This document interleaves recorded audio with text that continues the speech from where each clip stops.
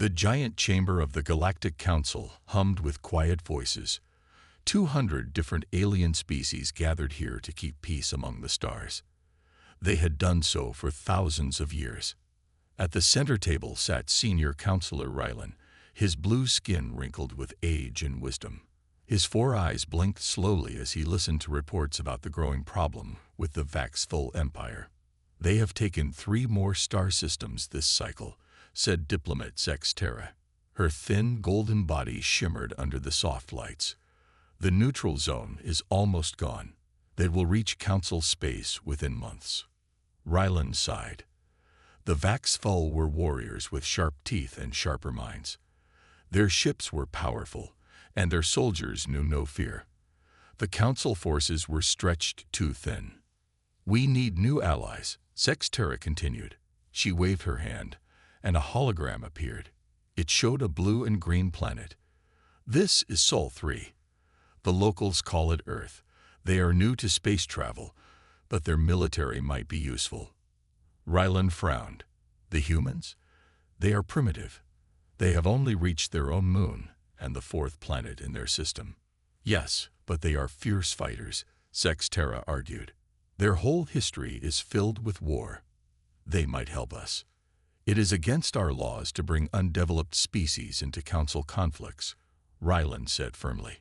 But not everyone in the chamber agreed. Some were desperate. Some were afraid. Later that night, in a small room far from the Council chamber, 5 representatives met in secret. They sent a message to Earth, asking for help. They offered technology in exchange for soldiers. On Earth, in a tall building in Washington, D.C., Admiral Gregory Hoffman read the alien message. His gray eyes narrowed. At 65 years old, he had seen many conflicts on Earth. But aliens, this was new. "They want our help," asked General Linda Mason, who stood nearby. Her dark skin contrasted with her crisp white uniform. "Why would advanced aliens need us?" "They say we're good at fighting," Hoffman replied. "And we are. History proves that." The president gave permission to send a small force, just 50 soldiers, to see if humans could really help. In return, Earth would get faster-than-light travel technology and medical advances beyond their dreams. Lieutenant Kate Morrison led the team of volunteers. At 32, she had fought in 3 wars on Earth.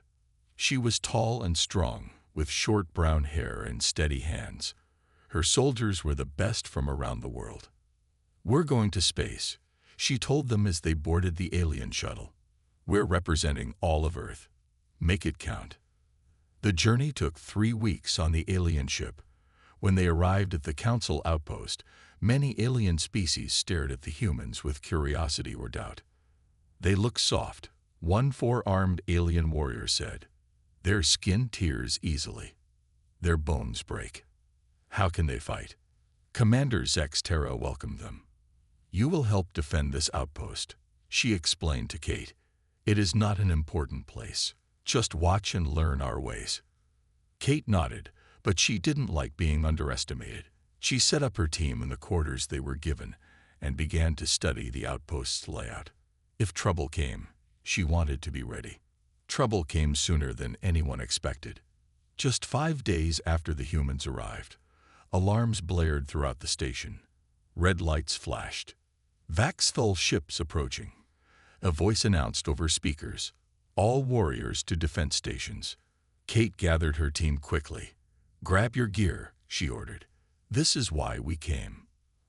As the humans rushed to their positions, the alien command center was in chaos. No one had expected an attack here. No one was prepared. But Kate Morrison was.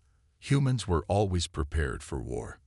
It was time to show the galaxy what humans could do. The outpost shook as the first Vaxful ships fired their weapons.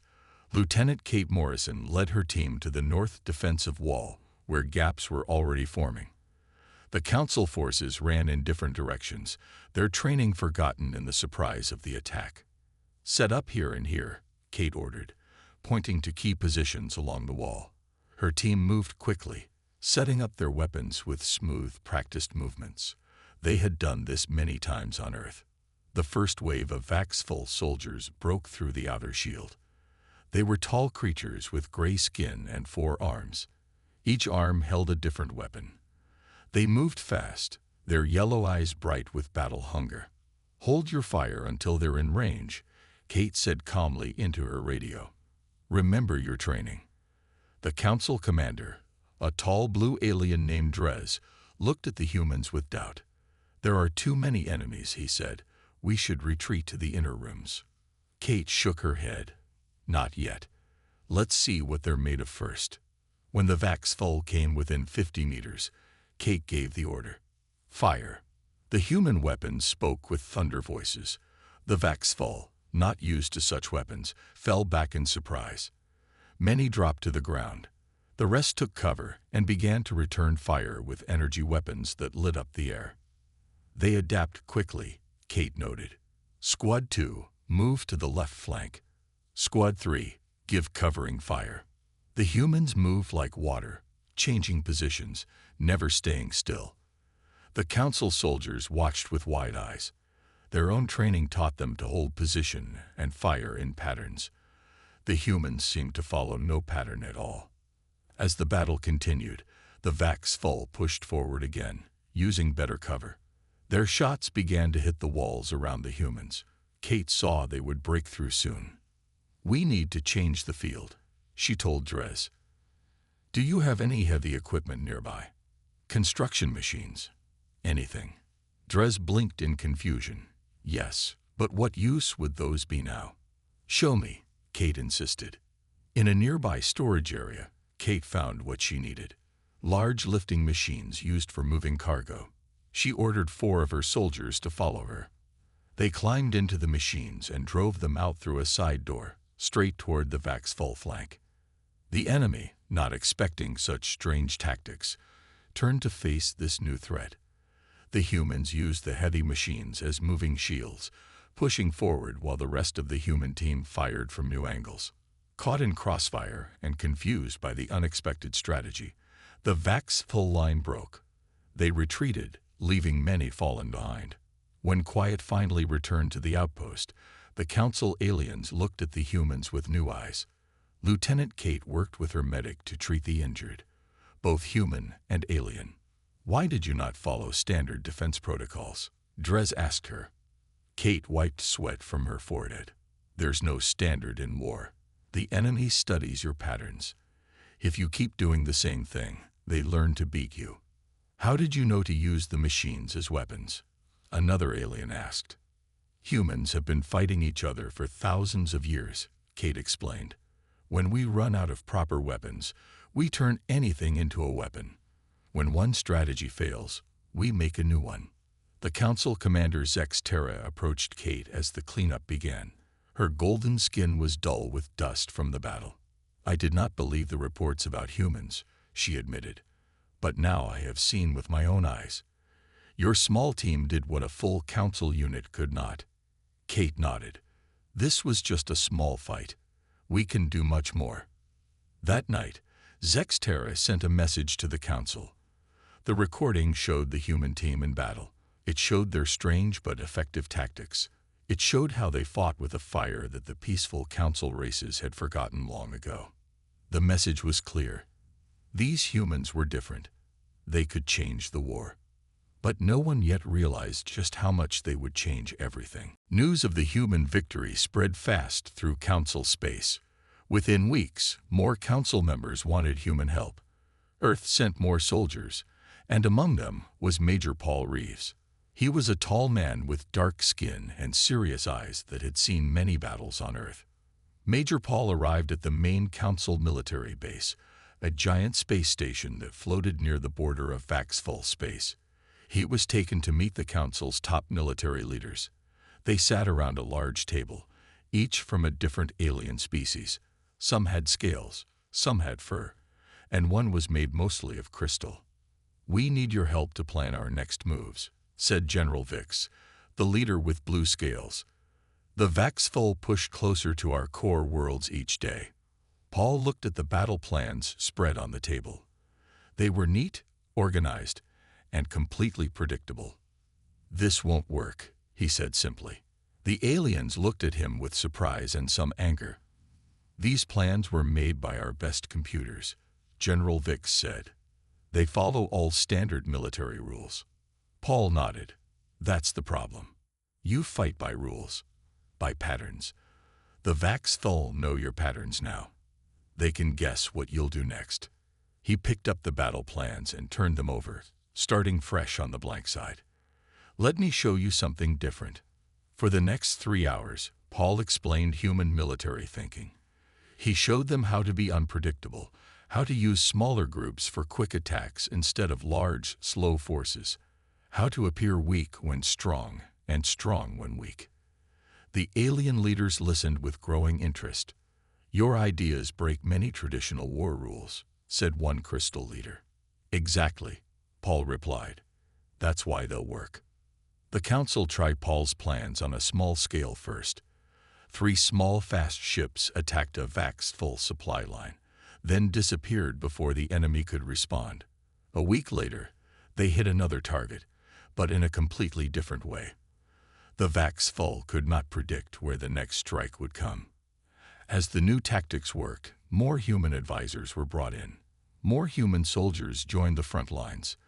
The Vax-Thul, who had been winning easily, suddenly found themselves confused and losing ground. But the Vax-Thul were smart. They began to study the humans carefully. They noticed that these new enemies fought with a fire and creativity the council races lacked. The Vax-Thul leaders made a new decision: target the humans first. In his office on Earth, Admiral Hoffman received the reports. Human casualties were growing. The Vax-Thul now focused their attacks on ships and bases with humans. A human transport ship, carrying 300 soldiers, had been destroyed. No survivors. Hoffman called an emergency meeting with Earth's leaders. "This is getting bigger than we planned," he explained. "What started as a small help mission has turned into a full war with humans at the center." "Can we pull out?" asked the president. Hoffman shook his head. "Not easily. The council depends on us now. If we leave, they'll lose, and the Vax-Thul might turn their eyes toward Earth next. Then we need to commit fully," said General Linda Mason. "No more half measures." Back at the council base, Paul Reeves got new orders from Earth. More ships were coming. More soldiers. More weapons. Earth was going all in. As Paul walked through the station, he noticed how the alien soldiers now looked at humans with a mixture of respect and fear. Just 3 months ago, humans were seen as primitive newcomers. Now they were changing how the entire galaxy fought wars. "We opened a door," Paul thought to himself. "But I wonder if we'll like what's on the other side." He didn't know it yet, but the answer was already forming in the darkness of space, where the Vax-Thul prepared a special welcome for the humans of Earth. 6 months passed since the first human soldiers joined the Council's war. Now thousands of humans fought across many stars. Earth ships, built with new alien technology, flew alongside Council fleets. The tide of war had changed, and the Vax-Thul were losing ground. Commander Olivia Martinez ran Space Station 7, the main forward base for human forces. She was 40 years old with light brown hair, always tied back neatly. Her eyes missed nothing, and her mind was always working. Before the aliens came, she had led Earth's largest space station in orbit around Mars. "Status report," she called as she walked into the control room. "All quiet, Commander," said her second-in-command, Alan Price. "Supply ships arrived safely. Repair work on the East Wing is almost done." Olivia nodded. The station had been attacked twice in the past month. They had pushed the Vax-Thul back both times, but not without damage and losses. 53 humans had died defending this station so far. "Any word from Earth?" she asked. "New orders came in an hour ago," Alan replied, handing her a datapad. "They want us to prepare for a big push into Vax-Thul space. More ships are coming." Olivia frowned as she read. So many dead already. And now a bigger attack. She wondered if this alien war was worth the cost. She had no time to think more about it. Alarms began to sound throughout the station. "Security breach in Section 12. A voice called over the speaker system. Unknown intruders. Olivia rushed to the security screens. The cameras showed dark figures moving through the lower levels of the station. They weren't coming from outside. They were already inside. Saboteurs, she said grimly. They must have sneaked in with the supply ships. Seal all critical areas and send security teams. For the next 2 hours, Olivia directed the defense of her station from room to room. The Vaxful saboteurs were good. They knew exactly where to hit to cause the most damage. But the humans were ready. They fought hard, checking every corner, setting traps, and working together in small, quick teams. The Council security forces watched in amazement as the humans cleared the station level by level.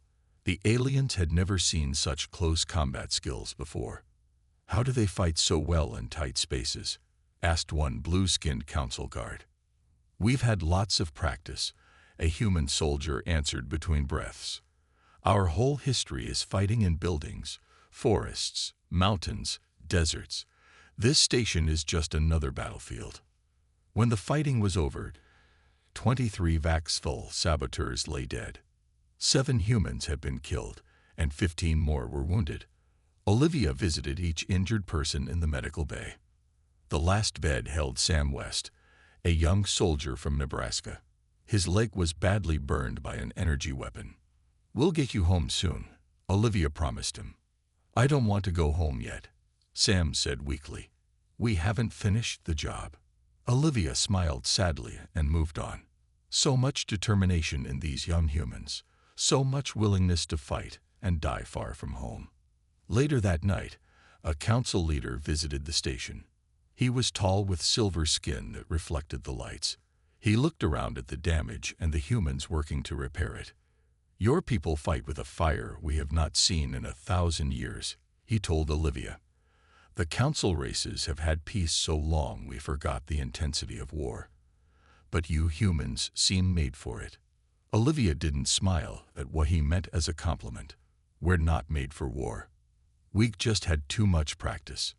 Back on Earth, news of more dead soldiers reached families. Parents cried for children who would never come home. Children asked when their parents would return from the stars. Questions grew louder. Was this alien war worth human lives? Had Earth made a mistake joining this fight? And unknown to all, Vaxful spies had begun to make contact with certain humans, offering a deal: withdraw from the war and be spared when the council falls. Sergeant Frank Daniels never meant to get captured. His team was on a simple scouting mission when the Vaxful ambush hit them. 3 of his people died instantly. The rest fought hard, but there were too many enemies. Frank was knocked unconscious by an explosion. When he woke up, he was in a small cell on a Vaxful ship. His uniform was gone, replaced by a plain gray outfit. His head hurt, and dried blood stuck to his short blonde hair. For 3 days, the Vaxful asked him questions. They wanted to know about Earth's military, about human fighting tactics. Frank told them nothing important. He just gave his name, rank, and home planet, as he had been trained. On the 4th day, something strange happened. A different Vaxful came to his cell. This one was older, with lighter gray skin and wise yellow eyes. He dismissed the guards and sat across from Frank. "I am Scholar Kexval," he said in almost perfect English. "I wish to talk, not to question." Frank stayed silent, watching carefully. "Do you know why we fight the council?" Kexval asked. When Frank didn't answer, the alien continued anyway. "They tell you we are aggressors, that we want to conquer. But there is more to this story." The old Vaxful touched a device on his wrist, and a hologram appeared between them. It showed star maps and records dating back thousands of years. "The Council has played this game many times," Kexval explained. "They find young, strong species and pull them into conflicts. They offer technology and friendship. Then they use these species to fight their battles while Council world stays safe and clean." Frank tried not to show interest, but the information was troubling. The hologram showed dozens of species over many centuries, all used in similar ways. When the fighting ends, these species find themselves dependent on Council technology. HFY continued. Their best warriors dead. Their worlds tied to Council rules forever. Why are you telling me this? Frank finally asked. Because humans are different. The old HFY said. You fight too well. The Council fears you already. They will not let you grow stronger. When this war ends, you will be next. That night, while the ship was quiet, Frank made his move. During his days in captivity, he had watched the guards carefully. He had studied the ship's layout. He knew when the security systems ran checks. Using a small piece of metal he had worked loose from his bed, Frank opened the cell door. He moved silently through the dark halls, avoiding patrols. He found his way to a small shuttle bay. The escape was not easy.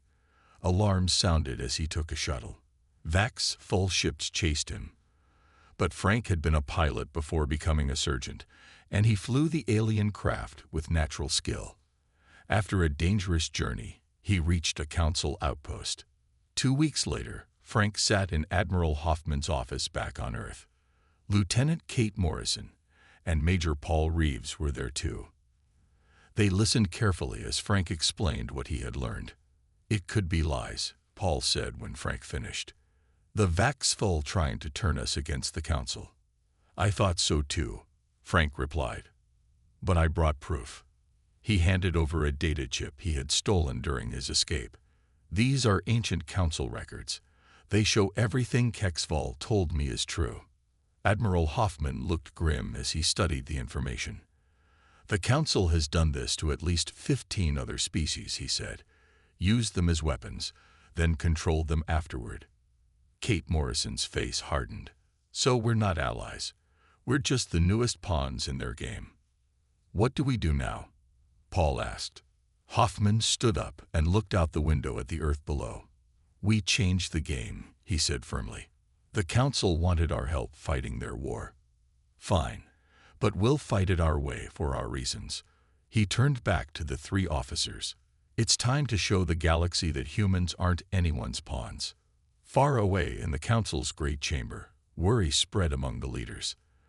The humans were winning battles too quickly, learning space technology too easily, growing too strong. Perhaps, one counselor whispered to another, we made a mistake involving these humans in our war. Earth's leaders met in secret to plan their next move. They gathered in a hidden room deep under the Pentagon. Admiral Hoffman presented the evidence Sergeant Frank had brought back from the HFY ship. The Council has been playing us, he explained.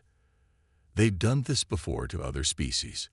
Pull them into wars, use them as soldiers, then control them afterward. The President looked troubled. What options do we have? Can we just pull out of the war? Not easily, Admiral Hoffman said.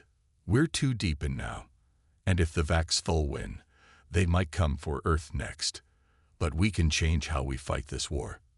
They talked for hours and finally agreed on a new plan. Earth would continue fighting, but with new goals and new methods. Dr. Elizabeth Carter was chosen to lead the new approach. She was a brilliant diplomat with gray-streaked black hair and kind eyes that hid a sharp mind. Before the aliens came, she had helped end 3 wars on Earth through careful talks and smart deals.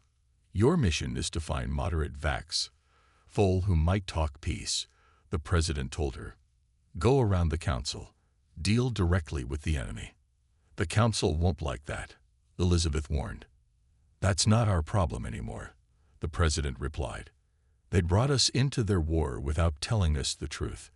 Now we do what's best for Earth. 2 weeks later, Elizabeth and a small team slipped into neutral space near the HFY border.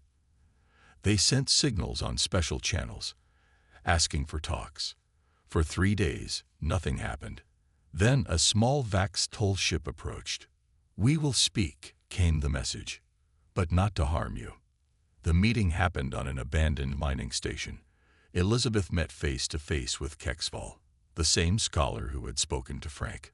Other HFY leaders were there too, from different groups within their empire. Why do humans want to talk now? One HFY leader asked. You fight against us, yet ask for peace. We fight because we were told only one side of the story, Elizabeth explained calmly. Now we know more. The council used us, just as they have used others. The talks were not easy. The Vaxful were proud and suspicious, but Elizabeth was patient and honest. She didn't make threats or impossible promises. She listened as much as she talked. After 3 days, they reached a small agreement, a test ceasefire in one star system. If it held, they would talk more. When the council learned what the humans had done, they were furious. The senior counselor Rylan called Admiral Hoffman directly. "You have broken council law," he shouted, his blue face darker with anger. "No member species may talk to enemies without permission." "We are not a member species," Hoffman replied coldly. "We are allies you brought into your war without telling us the whole truth. Now we'll find our own way forward." The council tried to stop the humans, but it was too late. Human officers now held key positions throughout council forces. Human ships protected important supply lines. The council couldn't just push Earth aside anymore. The test ceasefire held for 1 month. Then Elizabeth expanded it to 3 star systems. Vaxful moderates gained more power within their empire as the fighting decreased. They saw that peace might be possible after all. Major Paul Reeves, now working with Elizabeth's team, met with a Vaxful commander to arrange prisoner exchanges. "I don't understand humans," the Vaxful said. "You fight better than any species we faced, yet now you work harder for peace than the council ever did." Paul smiled slightly. "That's because humans are good at both. We've had centuries of practice making war and making peace. We know which one costs more." As local ceasefires spread, the council watched with growing concern. The humans weren't just changing the war. They were changing the entire balance of power in the galaxy. And they were just getting started. The grand meeting hall of the Galactic Council had never seen anything like this before. For the first time, in thousands of years, both council members and their enemies sat in the same room. Vaxful leaders, their gray skin and yellow eyes standing out among the many alien races, sat stiffly on one side. Council members filled the other side, their faces showing worry and anger. And between them stood Admiral Hoffman, representing Earth. He wore his formal uniform with its rows of medals from Earth Wars. Behind him stood Lieutenant Kate Morrison, Major Paul Reeves, Sergeant Frank Daniels, and Dr. Elizabeth Carter. They formed a solid human wall between the two ancient enemies. Senior Counselor Ryland called the special meeting to order. His voice shook slightly as he spoke. "This meeting is against all council rules," he said. "But the humans have forced our hand by making their own deals with the enemy." "We are not your enemy anymore," said Kexfall, the Vaxful scholar who had first reached out to humans. "Thanks to the humans, we now talk instead of fight." Admiral Hoffman stepped forward. The room went quiet as everyone waited to hear what the human would say. Just 1 year ago, humans had been seen as primitive newcomers to space. Now they held the future of the galaxy in their hands.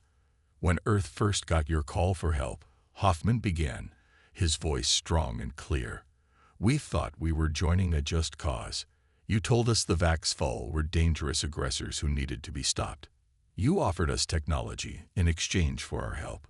He looked slowly around the room, meeting the eyes of aliens from 200 different worlds. "What you didn't tell us," he continued, "was that this was an old game for you. You've pulled many young species into your wars before. You used them as weapons, let them die for you, then control them afterward." Angry sounds came from the council side, but Hoffman raised his hand for silence. "You brought us into your war thinking we were simple soldiers for hire," he said. "That was your first mistake. Humans don't fight like you do. We don't follow neat plans and careful rules. We adapt. We overcome. And most importantly, we learn." The room was completely silent now.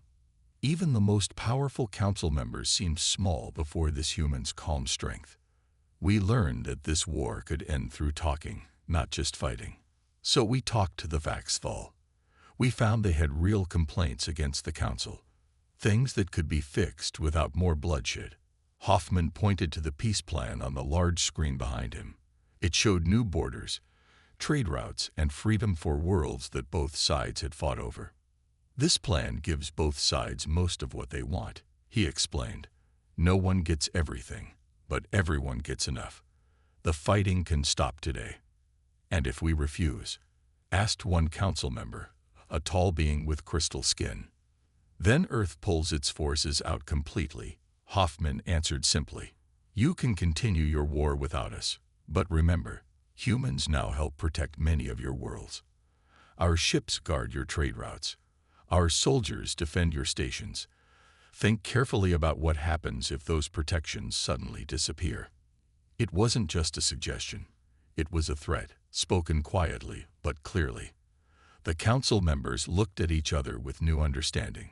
The humans were not asking anymore. They were telling. The Vax-Tull representative stood. We accept the human peace plan, he said. All eyes turned to Senior Counselor Rylan. The old alien looked tired as he realized the choice before him wasn't really a choice at all. The council, he hesitated, then continued with a sigh, accepts the plan as well. As the meeting ended, Kate Morrison leaned close to Admiral Hoffman. They don't look happy, she whispered. No, he agreed. They just learned a hard lesson. One they'll make sure the whole galaxy knows. What lesson is that? Hoffman's face was serious as he watched the council members file out. Don't involve humans in your wars unless you're prepared for how we'll end them. 5 years passed since the peace treaty was signed. The galaxy had changed in ways no one could have imagined before humans arrived on the scene. Earth ships now traveled freely through space that once belonged only to the Council or the Vax-Tull. Human colonies had begun on 3 new worlds, places where people could start fresh lives among the stars. Colonel Kate Morrison, promoted after the war, now led the Terran peacekeeping force. Her job was to make sure both sides followed the treaty they had signed. Her ships patrolled the borders between Council and Vax-Tull space, watching carefully for any signs of new fighting. Today she stood on the observation deck of her flagship, looking out at the stars. Her second-in-command, Captain Eric Wells, joined her there. Everything quiet, Colonel? He asked. Kate nodded. 5 years of peace. Sometimes I still can't believe it. Not everyone is happy about it, Eric reminded her. Some council races still think we stepped out of our place. They'll get used to it, Kate said with a small smile. They don't have much choice. Back on Earth, Admiral Hoffman attended the opening of a new building in Geneva. It was the Galactic Embassy, where representatives from 200 alien worlds would live and work alongside humans. As the most respected human in the galaxy, Hoffman had been asked to give the opening speech. He stood at the front of a crowd that included humans and aliens from across the stars. Gray-haired now, he still stood straight and spoke with clear authority. 5 years ago, Earth was just learning we weren't alone in the universe, he began. We were newcomers, seen as primitive by most alien species. They thought they could use us in their ancient conflicts, just as they had used other young races before. He paused, looking out at the gathered faces. They didn't understand what makes humans different. We've spent our entire history fighting each other. Through endless wars, we learned not just how to fight, but how to end fights. How to make peace that lasts. On a council world far away, young aliens study human history in school. They learned about Earth's many wars, its countless battles. But they also learned how humans built peace after conflict, how they found ways to live together despite differences. Humans are dangerous, their teacher explained, but not just because they fight well. They're dangerous because they change everything they touch. They don't accept limits or old rules. The same lesson was being taught on Vax-Tull worlds too. Their children learned to respect these strange beings who had ended a war their parents thought would last forever. In the Great Council Chamber, Senior Counselor Rylan was retiring after thousands of years in power. His final act was to welcome Earth as a full member of the Council, with equal rights to races that had traveled the stars when humans still lived in caves. We made a mistake, he admitted to the chamber. "We saw humans as tools to use in our fight. We didn't see them as equals with their own path to follow." He looked at the human representative, Dr. Elizabeth Carter, who now held a permanent seat in the chamber.